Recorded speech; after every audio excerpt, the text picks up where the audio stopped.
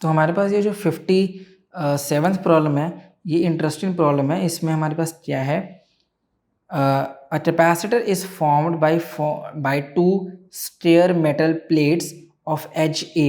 तो हमारे पास ये जो कैपेसिटर फॉर्म हो रहा है वो कैसे फॉर्म हो रहा है, दो स्टेयर प्लेट्स है हमारे पास जिसकी साइड की लेंथ क्या है, ए है। तो ये स्टेयर प्लेट है, ऐसे ही यहाँ पर भी है, ठीक है। बाय अ डिस्टेंस डी, इन दोनों के बीच में सेपरेशन डिस्टेंस हमारे पास डी दिया हुआ है। Dielectrics of dielectric constant K1 and K2 are filled in the gap as shown in figure. तो पूछे कि फाइंड द कैपेसिटेंस। तो इससे जो प्रीवियस प्रॉब्लम हमने किया था 56 प्रॉब्लम, इसमें हमारे पास क्या होता था, सीरीज पैरेलल कॉम्बिनेशन की हेल्प से हम सब बता देते थे। कैसे बता रहे थे, जब एरिया सेम हो रहा था हमारे पास और थिकनेस डिफरेंट थी तो वो सीरीज में आ रहा था। यहाँ पर हमारे पास और जब हमारे पास एरिया चेंज हो जाता था, थिकनेस सेम हो रही थी, तो वो हमारे पास पैरेलल कॉम्बिनेशन में था। पर यहाँ पर ना ही ये सीरीज बन रहा है ना ही ये पैरेलल में बन रहा है। तो अगर मुझे इस प्रॉब्लम को सॉल्व करना है तो यहाँ पर हेल्प लेनी हो रही है हमें इंटीग्रेशन की। देख ऐसे, अरे ये हमारे पास ये एक स्टेयर है और मुझे इस नेट कैपेसिटेंस बताना है, ठीक है। तो मैं क्या कर सकता हूँ, या तो मैं एक स्ट्रिप ले सकता हूँ जो कि ऐसे है, या फिर हाँ यही हो सकता है, ऐसे तो हम ले नहीं सकते, ठीक है। तो यहाँ पर मैं कह सकता हूँ क्योंकि ये जो K1 डिवाइड है वो ऐसे डिवाइड है ना, तो यहाँ पर अगर मैं स्ट्रिप ले लेता हूँ, ये वाला पोर्शन अगर मैं स्ट्रिप ले लेता हूँ, ठीक है। तो हम मान लेंगे ये बहुत ही ज़्यादा पास में स्ट्रिप है, बहुत ही ज़्यादा पतली स्ट्रिप है, और इस स्ट्रिप के लिए अगर मैं कैपेसिटेंस की वैल्यू फाइंड आउट कर देता हूँ तो हमारे पास क्या रह जाएगा, हमें सिर्फ इंटीग्रेशन करनी होगी इसी स्ट्रिप की, फिर अपने पास ये नेट कैपेसिटेंस आ जाएगा। मान लेते हैं कि यहाँ से लेके यहाँ तक का जो डिस्टेंस है अपने पास वो है h, और इस स्ट्रिप की जो विड्थ है वो कितना है, मान लेते हैं कि dh है, ठीक है। तो यहाँ से मेरे पास एरिया ऑफ स्ट्रिप आ जाएगा, एरिया ऑफ स्मॉल और थिन स्ट्रिप, ठीक है। ये कितना आ जाना चाहिए, एरिया हो जाएगा मेरे पास हाइट इंटू एरिया कितना अपने पास dh है, ठीक है। और नेट एरिया की बात की जाए तो वो a तक जा रहे हैं हम सब, तो ये हो जाए a इंटू dh, ठीक है। एरिया हो जाए इतना। तो अगर मैं इस स्मॉल कैपेसिटी ये जो अपने पास एरिया है इसके लिए अगर मैं कैपेसिटेंस की वैल्यू बताऊं तो कैपेसिटेंस की वैल्यू तभी बता सकता हूँ जब मेरे पास डिस्टेंस आ जाए। तो डिस्टेंस मुझे फाइंड आउट करना पड़ेगा सबसे पहले। तो मान लेते हैं कि हम सब ये वाला एंगल कितना हमारे पास थीटा है, ठीक है। ये वाला एंगल मैंने यहाँ पर क्या मान लिया, थीटा मान लिया। तो यहाँ पर अपने पास ये दो पॉइंट्स हैं, एक ये मेरे पास पॉइंट है, इसे भी कह सकते हैं, एक ये मेरे पास पॉइंट्स है, ठीक है। एक ये अपने पास पॉइंट है, मान लेते हैं इन पॉइंट्स को नाम दे देते हैं। ये हो रहा है मेरे पास P, ये हो रहा है मेरे पास Q, ये हो रहा है मेरे पास R। तो ये जो मेरे पास थीटा बन रहा है, और ठीक है, ये जो मेरे पास थीटा है और यहाँ का सेपरेशन डिस्टेंस भी अपने पास A है, ठीक है। तो यहाँ पर जो अपने पास थीटा बन रहा है, तो यहाँ से मैं ये वाली साइड बता सकता हूँ QR, ये जितना हो जाना चाहिए, बेस मेरे पास H माना हुआ है मैंने, ठीक है। तो अगर मैं tan थीटा यूज़ करता हूँ तो tan थीटा ये जितना हो जाना चाहिए, अगर मैं इसे O मान लेता हूँ तो O क्यों R में अगर मैं tan थीटा यूज़ करता हूँ तो ये हो जाना चाहिए मेरे पास परपेंडिकुलर क्यों R बाई बेस मैंने OR हो गया, ठीक है। तो यहाँ पर जो tan थीटा की वैल्यू हो जाएगी, क्यों आर की जो भी वैल्यू है वो कितना आ गया, वो हो गया मेरे पास OR की वैल्यू h है, ये हो गया h tan थीटा, ठीक है। इस प्रॉब्लम को यूज़ करेंगे हम सब। तो मेरे पास क्यों आर की लेंथ हमें पता है, तो बेसिकली मैं कह सकता हूँ कि मैं यहाँ से PQ भी बता सकता हूँ। नेट कितना है अपने पास D है, तो PQ कितना आ गया, PQ की जो लेंथ है वो हो जाना चाहिए D माइनस क्यों आर। सो PQ आ गया मेरे पास D minus H tan theta, ठीक है। tan थीटा आ गया यहाँ पर, और मैं इस tan थीटा की भी वैल्यू बता सकता हूँ। ये हो रहा है मेरे पास थीटा। अरे मैं ये बड़े वाला ट्रायंगल ले लेता हूँ, ओ इसे नाम देते हैं हम सब एम, ये हो रहा है मेरे पास एन। तो ओ एम एन की हेल्प से मैं यहाँ पर क्या बता सकता हूँ, इस टेन थीटा की value in triangle O M N, जो टेन थीटा है वो कितना हो गया, परपेंडिकुलर बाई बेस। परपेंडिकुलर की वैल्यू अपने पास डी दिया हुआ है और बेस अपने पास दिया हुआ है ए। देखो ना, यही तो हुआ अपने पास, ये हो रहा है अपने पास परपेंडिकुलर मतलब डी है इसकी वैल्यू तो, और ये है अपने पास बेस मतलब इसकी वैल्यू तो ए है। ठीक है, तो टेन थीटा की वैल्यू भी हमें पता चल गई। अब देखो यहाँ पर हमारे पास बात करते हैं कि एरिया ये सीरीज में है कि पैरेलल में है। देखो इसके लिए K1 है, इसके लिए K2 है, यहाँ पर हमारे पास थिकनेस की वैल्यू हमें पता चल रही है। ध्यान से देखिए, तो हमारे पास जो थिकनेस है, देखो प्लेट के एरिया तो अपने पास सेम ही आ रहा है, यहाँ पर भी ADH है। ठीक है, स्ट्रिप का एरिया ADH है, तो एरिया तो सेम है, पर बात कीजिए थिकनेस की या फिर डिस्टेंस की, वो दोनों ही डिफरेंट है। तो ये दोनों ही यहाँ पर कैसे आ रहे हैं, सीरीज़ में आ रहे हैं। ठीक है, तो मुझे सबसे पहले यहाँ पर ये सीरीज़ में आ रहे हैं, तो दोनों के लिए इस स्ट्रिप की अगर बात करते हैं, इस स्ट्रिप की जो कैपेसिटेंस है, अगर मैं मान लेता हूँ ये स्ट्रिप की कैपेसिटेंस अपने पास DC है, तो सीरीज़ में है, तो ये वाला पोर्शन DC1 और ये हो जाए DC2, स्मॉल कैपेसिटेंस है दोनों ही। ठीक है, सो यहाँ पर सीरीज़ में है अपने पास, तो जो नेट कैपेसिटेंस DC है, capacitance of the thin strip, ये हो जाना चाहिए DC1 dot DC2 divided by DC1 plus DC2। ठीक है, ये आ जाए अपने पास। अब इन सब की वैल्यूज़ क्या होने वाली है, ये वैल्यू समझ लेते हैं। तो बस यही था अपने पास, इसी तरह समझना था, ये सीरीज़ में आ रहा है तो ये सब वैल्यूज़ हमें फाइंड आउट करनी थी। इसके बाद तो हमारे पास सिंपल सॉल्यूशन रहना है। सो देखो DC1 की जो वैल्यू है वो हो जाएगा K1 epsilon not a, area कितना है मेरे पास, एरिया है A into DH divided by DC1। ठीक है, तो DC1 की जो वैल्यू है वो कैपेसिटेंस क्या हो जा रहा है यहाँ पर, ये वाला कैपेसिटेंस डिस्टेंस क्या है PQ। ठीक है, DC1 ये वाला कैपेसिटेंस हो जाए मेरे पास DC1, ये हो जाए DC2, तो इनसे बीच में सेपरेशन डिस्टेंस है PQ। तो PQ की वैल्यू हमने भी सॉल्व किया था, कितना आया था D minus H tan theta. ठीक है, ऐसे ही जो DC2 है वो हो जाएगा K2 epsilon not area ADH divided by, और ये वैल्यू आया था H tan थीटा। क्यों, इसी लेंथ क्या थी अपने पास, इसी लेंथ था QR। ठीक है, तो इन दोनों वैल्यूज़ को अब हम सब कहाँ पर यूज़ कर सकते हैं, हम सब इन दोनों ही वैल्यूज़ का यूज़ यहाँ पर कर सकते हैं। ठीक है, तो मेरे पास क्या आ जा रहा है, DC आ जा रहा है, और उसके बाद हम सब इंटीग्रेशन कर देंगे। तो हमारे पास जो DC1 की वैल्यू है वो कितना है, K1 एप्सिलॉन नॉट एरिया की वैल्यू ADH डिवाइडेड बाई, ये कितना है अपने पास D minus H tan theta. यहाँ पर tan थीटा की भी वैल्यू अगर मैं यूज़ से लेता हूँ वो हो जाएगा K1 epsilon not ADH D minus H, और tan थीटा की वैल्यू हमें पता है कितना आया था, D बाई A। ठीक है, D बाई A आ गया था, ये हो जाए मेरे पास DC1। ठीक है, D बाई A आ गया। ठीक है, तो ये हो जाए अपने पास वैल्यू। इसी तरीके से जो DC2 की जो वैल्यू है वो कितना आ जा रहा है, वो है अपने पास K2 epsilon not ADH divided by H tan theta. tan theta की वैल्यू है अपने पास D बाई A है। ठीक है, इसे सॉल्व करते हैं, देखते हैं क्या रिजल्ट आता है अपने पास। सो ये तो हो रहा है मेरे पास K2 एप्सिलॉन नॉट A ऊपर चला जाता है A square DH divided by HD।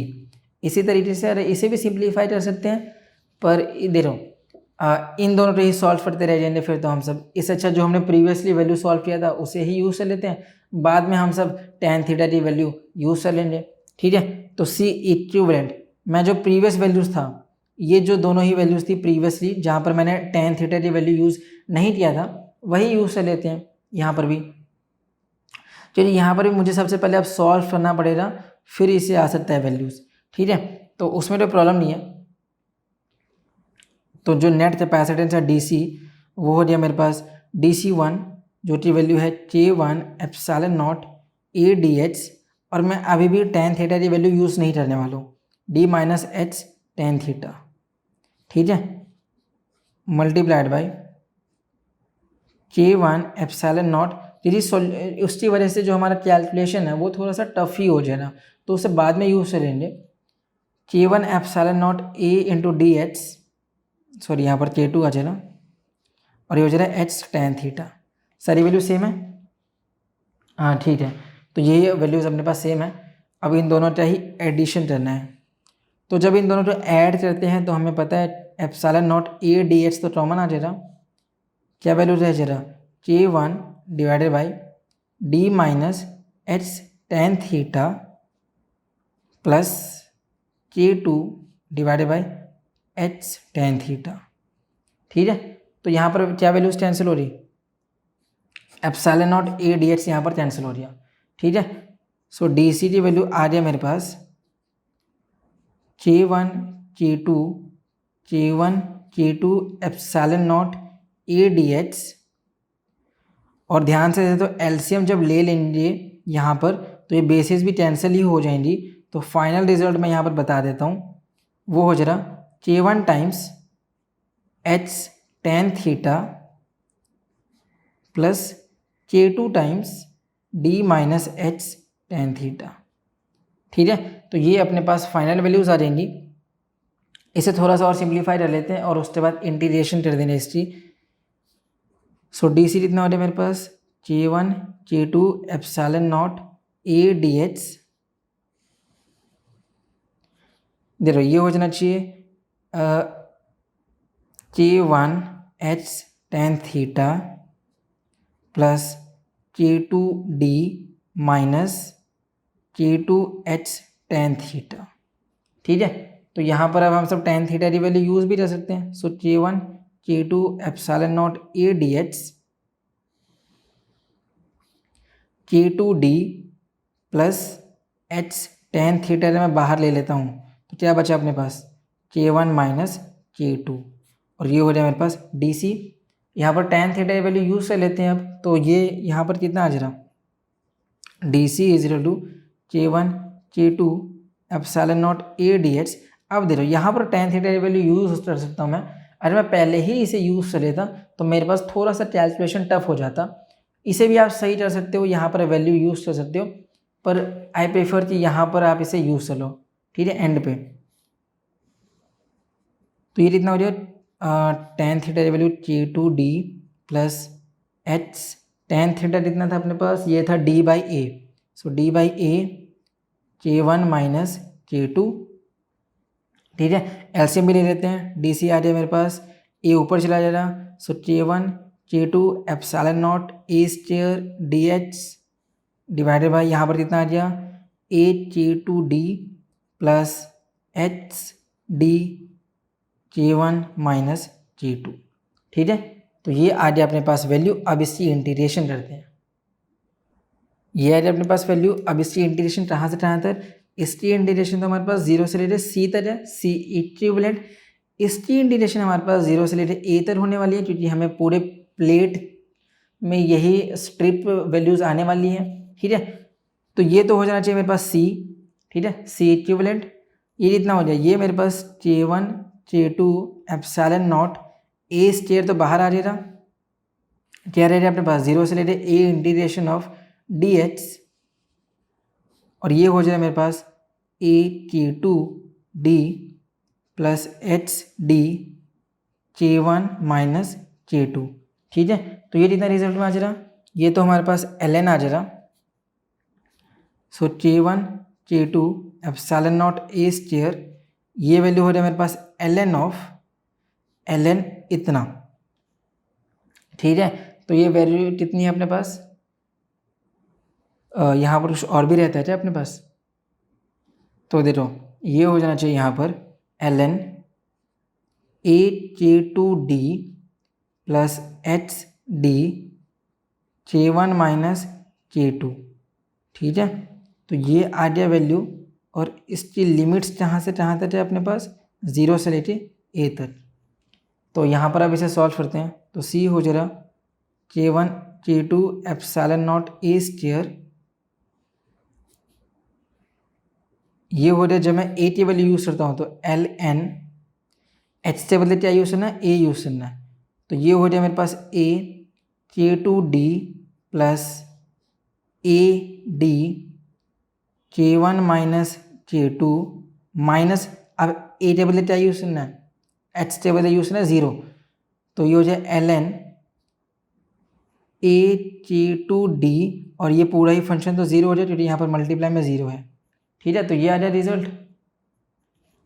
अब कितना आ जाएगा c, ये हो जाना चाहिए K1 K2 epsilon naught a square.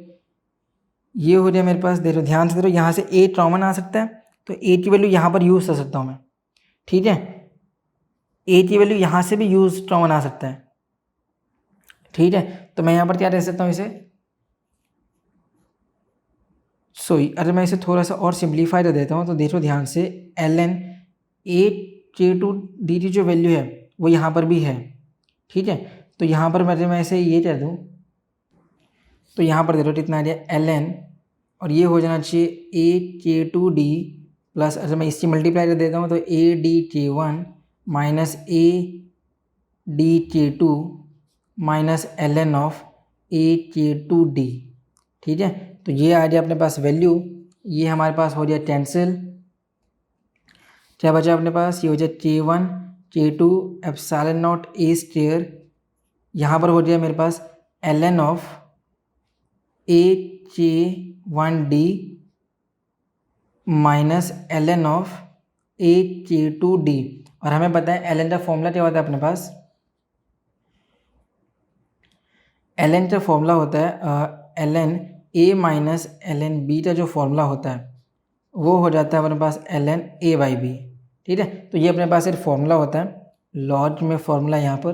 ठीक है, तो यहाँ पर जो हमारे पास c है वो इतना आ गया, ये हो जाए K1 K2 epsilon naught a square ln, कितना बचा यहाँ पर, a K1d divided by a K2d। तो यहाँ पर मेरे पास ये दोनों ही वैल्यू कैंसिल। ठीक है, क्या रिजल्ट में आ गया, सी टी जो वैल्यू है वो हो गया मेरे पास K1 K2 epsilon naught a square ln K1 by K2। ठीक है, तो ये ही अपने पास रिजल्ट आ गया। मैंने जो वैल्यू यहाँ पर मिस कर दी थी क्या,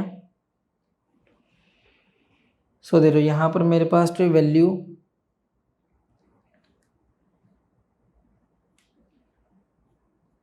तो यहाँ पर जब मैंने ये वाली वैल्यू सॉल्व किया था तो मैंने इसे डिवाइड नहीं किया, ये अपने पास डिवाइड में भी तो आएगा d K1 माइनस K2, क्योंकि ये तो अपने पास पूरी ही कांस्टेंट वैल्यू हो जाएगी, पर इसमें से जो वेरिएबल टर्म है अपने पास वो इतना, ये तो अपने पास फॉर्मूले में आ जाएगा सॉल्व में, ये वाली वैल्यू से हमें डिवाइड भी तो करना है। तो ये वाली वैल्यू यहाँ पर मिस हो गया। बेसिकली ये प्रॉब्लम पूरी तरह से सॉल्यूशन सॉल्व था, बट मैंने यहाँ पर जब इसको सॉल्व करा था, इस ln वाले पार्ट को जब इंटीग्रेशन कर रहा था मैं, तब ln की इंटीग्रेशन पे मुझे इसे डिवाइड भी करना था, मैंने इसे डिवाइड नहीं किया था। तो यहाँ पर ये सारी वैल्यूज़ मैं लिख देता हूँ, d K1 माइनस K2 और ये जरा d K1 माइनस K2। ठीक है, तो ये हो जाना चाहिए मेरे पास d K1 माइनस K2 और यहाँ पर भी क्या बचा अपने पास d K1 माइनस K2। ठीक है, ठीक है, तो यहाँ पर जब मैंने इंटीग्रेशन की इस प्रॉब्लम में, तो हमें यहाँ पर जब हम इस वाले पोर्शन पे आ रहे तो यहाँ तक सॉल्यूशन सही था, बट हमें यहाँ पर डिवाइड भी करना था। तो ये वाला पोर्शन तो अपने पास क्या हो जाए, ये वाला पोर्शन तो अपने पास 0 हो जाएगा। ठीक है, ये पूरा ही पोर्शन 0 हो जाए, और यहाँ पर जब मुझे इसे सॉल्व करना पड़ा तो ये अपने पास एक वेरिएबल था पर ये अपने पास कांस्टेंट वैल्यू था, तो यहाँ पर मुझे इसे डिवाइड भी करना पड़ा। ठीक है, तो बेसिकली यहाँ पर मैंने बस इसकी इंटीग्रेशन सॉल्व किया है, तो यहाँ पर ये रिजल्ट आ रहा है और यही हमारे पास इस प्रॉब्लम का फाइनल आंसर है। इससे आसान सॉल्यूशन और कहीं नहीं।